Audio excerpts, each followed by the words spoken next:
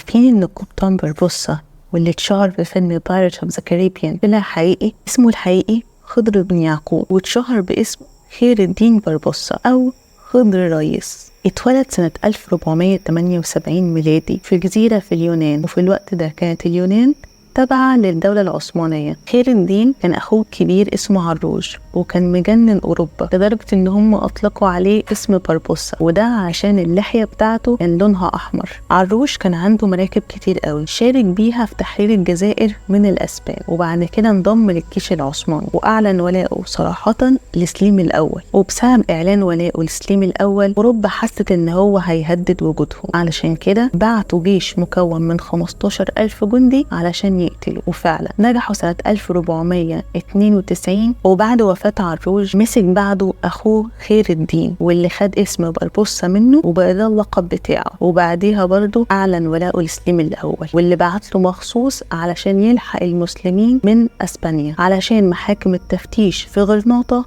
بهدلت المسلمين، وراح على 7 مرات 7 حملات أنقذ فيها 70,000 مسلم من محاكم التفتيش، وقدر يسترد غرب الأندلس. اتوفى خير الدين بربوسا سنة 1546 في مدينة القسطنطينية، واللي عمره ما كان قرصان ولا حرامي زي ما الأفلام بتصوره.